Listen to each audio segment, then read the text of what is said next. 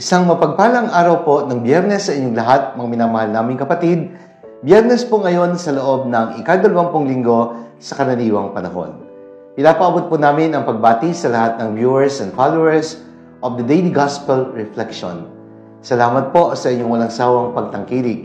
At binabati din po namin ang mga deboto ni San Antonio ng Padua at ang mga tumutulong po para itaguyod ang pambansang dambana ni San Antonio ng Padua, ang aming po mga benefactors, mga members ng 1000 Club of St. Anthony at miyembro ng Samang Bukas Palad ni San Antonio ng Padua. Palagi po kami magpapasalamat sa inyo. Ipagdasal po natin ang isa't isa. Welcome po sa ating Daily Gospel Reflection.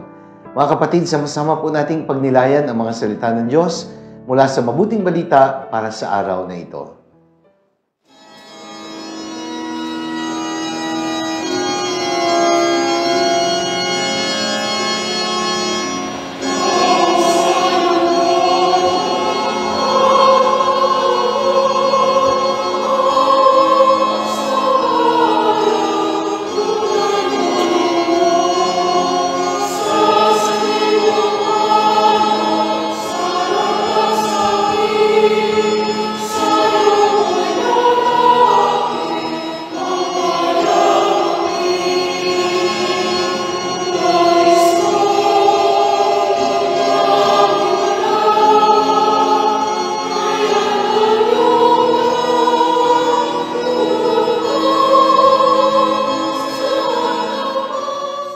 Mga minamahal naming kapatid, sa araw na ito, pagdinilayan natin ang pagbasa ng mabuting balita ayon kay San Mateo. Mula po ito sa ika-22 kabanata, mga talata 34 hanggang 40. Ang pamagat po ng pagninilay na aking ibabahagi ay nagsasabing isang pag-ibig sa dalawang mukha.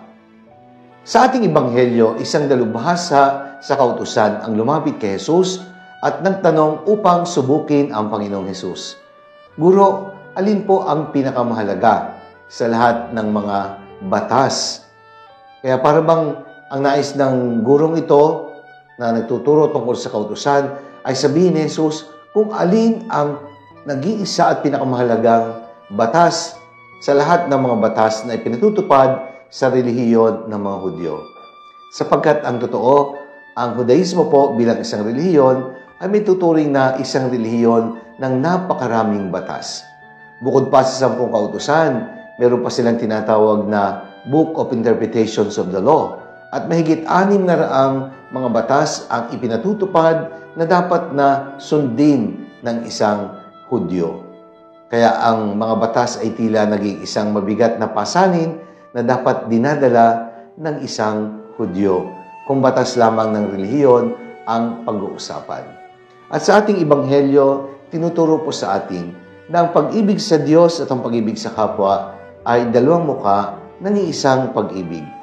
Ang tunay na pag-ibig sa Diyos ay napatutunayan hindi lamang sa ating marubdob na pagdarasal.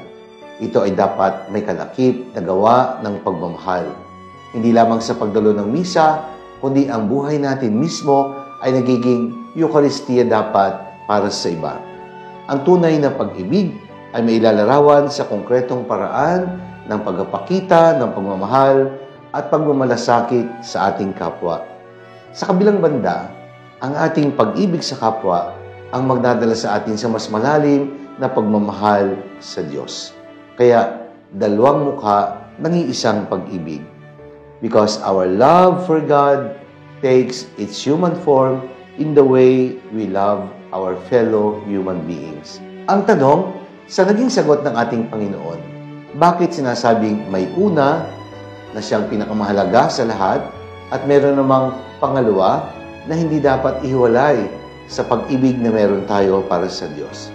Pag-ibig sa Diyos na higit sa lahat at pag-ibig sa kapwa gaya ng pag-ibig natin sa ating sarili. Ang unang sagot ay nagsasabing, inilalaan sa Diyos ang una at ang pinakamahalagang pagmamahal. Malinaw ang sinabi ni Jesus. Ibigin ng Panginoong Diyos ng buong puso, ng buong lakas, ng buong kaluluwa, at ng buong pag-iisip. Love God first and the rest will surely follow. Because when we put God first among all our loves and priorities in life, we will never come second. Basta't palagi uunahin ang Diyos. We will never come second by putting God first.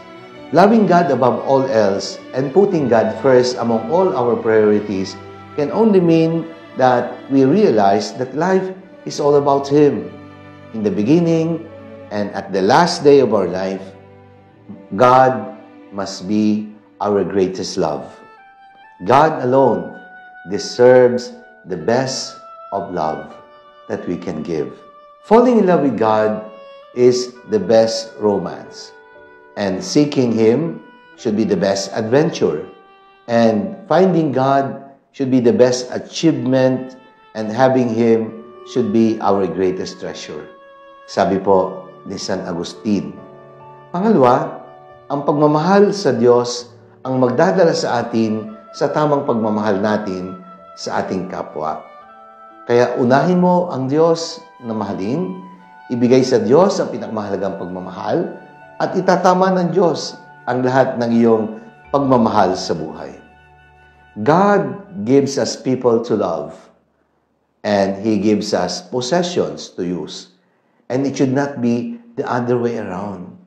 Binibigyan tayo ng Diyos sa mga tao sa buhay para mahalin, at binibigyan tayo ng kayamanan at mga ari-arian upang gamitin. Huwag nating gamitin ng tao, huwag nating mahalin ang material na yaman. Sapagkat ang tao ay minamahal, ang biyayang material ay ginagamit upang higit nating mahalin ang ating kapwa. You learn to speak by speaking. You learn to study by studying. You learn to run by running. And you learn to work by working. And just as so, you learn to love by loving. Kaya higit tayong natututo sa karanasan at hindi lamang sa ating mga binabasa at naririnig mula sa iba. Sabi po yan ni St. Francis de Sales. Isang tao ang minsan nagtanong kay San Agustin, ano po ba, San Agustin, ang tunay na mukha ng pag-ibig? Ang sabi niya, ang pag-ibig ay may mga kamay na tumutulong sa kapwa. Ang pag-ibig ay may mga paa na lumalapit para tumulong sa mahihirap.